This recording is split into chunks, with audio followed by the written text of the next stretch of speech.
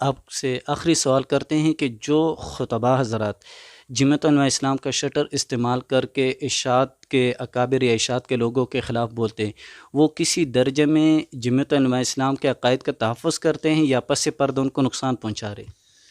میں سمجھتا ہوں کہ جمعیت علماء اسلام وہ مذہبی جماعت ہونے کے ساتھ جب سیاسی ہے تو سیاسی جماعت کا معنی یہ ہوتا ہے کہ ایک تو ہوتا ہے نا موسمی سیاسی لوگ، دیکھا دیکھی سیاست میں آنا. بہت سارے مذہبی جماعتیں سیاست میں سے لے رہی لیکن وہ بنیادی طور پر سیاسی نہیں ہیں.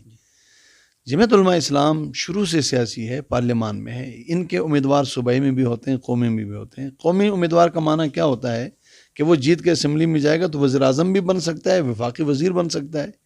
صوبائی امیدوار کا معنی ہے کہ وہ جیت جائے گا تو وزیر اعلیٰ بھی بن سکتا ہے، صوبائی وزیر بن سکتا ہے. تو حکمران کا درجہ ہوتا ہے ماں اور باپ کا. ماں اور باپ نے سب کا خیال رکھنا ہے. جب سب کا خیال رکھنا ہے تو اس میں یہ تفریق، میں کہتا ہوں مذہب کا تفریق بھی ختم ہو جاتا ہے. جو اسلام نے، اسلام کے علاوہ جو دوسرے اقلیت ہمارے ہاں کہا جاتا ہے، جو مذاہب ہیں، ان کے رہنے والوں کو بھی امن، ان کے بھی جان مال عزت کے تحفظ، ان کے آبرو کا تحفظ چہ جائے کہ جمعیت علماء اسلام کے ساتھ انسان منسلک ہو اور اس کا رکن ہو، اس کا کسی عہدے میں ہو، اور اس کے بعد جا کر وہ میدان میں کسی جماعت کو انتشار، یعنی جماعتی انتشار کے لیے کسی جماعت کا حق میں بولے، کسی کی مخالفت میں بولے. چنانچہ پاکستان کے تمام مذہبی جماعتیں بھی وہ کسی نہ کسی درجہ، بلکہ بعض تو بہت زیادہ درجے میں جمعیت علماء اسلام کے ساتھ تعاون کرتے ہیں. میں ایک حقیقت آپ کو بتانا چاہتا ہوں کہ بعض لوگ اپنے مفاد کے لیے جمعیت کا نام لیتے ہیں. وہ جمعیت کا کارکن نہیں ہوتے ہیں.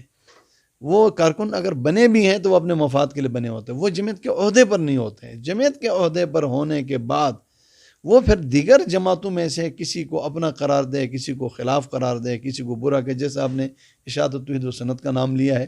میں سمجھتا ہوں اشاعت توحید و سنت اس ملک میں اس کے کئی مراکز ہیں، جن میں سے حضرت شیخ القرآن مولانا غلام اللہ خان صاحب کا نام معتبر ہے. سب اس کو ماننے والے ہیں، اس کو چاہنے والے ہیں. حضرت شیخ القرآن کا حضرت مفتی محمود صاحب کے ساتھ اور جمعیت علماء اسلام کے لیے بہت بڑی قربانیاں ہیں. وہ مہم بھی چلاتے رہے ہیں. آج بھی ان کے جانشین اشرف علی صاحب ان کے لیے مہم چلاتے ہیں. اور میں سمجھتا ہوں کہ ملک میں اکثریت، وہ میں نے ایک دفعہ خود تعلیم قرآن کے اسٹیج سے حضرت مولانا سید ضیاء اللہ شاہ صاحب کا یہ سنا تھا، اور اس کے ریکارڈنگ اب بھی موجود ہے، ویڈیو موجود ہے. اس میں کہا کہ شیخ القرآن کہتے تھے کہ ہمارا کام ہے توحید و سنت کا کام کرنا، یہ ہمارا مشن ہے، اور ہمارے سیاسی جماعت جمعیت علماء اسلام ہے. تو اشاعت توحید کی طرف سے تو ہم نے جب بھی دیکھا ہے ساتھیوں کو، اکابرین کو، وہ جماعت کے ساتھ محبت کرتے ہیں. مولانا فضل الرحمان صاحب کے ساتھ محبت کرتے ہیں. میں یہ بڑے بڑے جتنے نام ہیں ان سے میرے نجی محفلوں میں اٹھتے بیٹھتے، میں چونکہ تعلیم قرآن میں پڑھاتا رہا ہوں، میں نے ان کی زبان سے ہمیشہ مولانا فضل الرحمان صاحب جمعیت علماء اسلام کی تحسین سنی ہے اور ان کے ساتھ محبت دیکھی ہے. اور ان کے خطبوں میں اور خطابات میں بھی حضرت مولانا کے ساتھ ان کا یہ ایک محبت کا اظہار میں نے دیکھا ہے. بہت بہت شکریہ، آپ نے اپنا قیمتی وقت نکالا. والسلام. جزاکم اللہ خیر جی.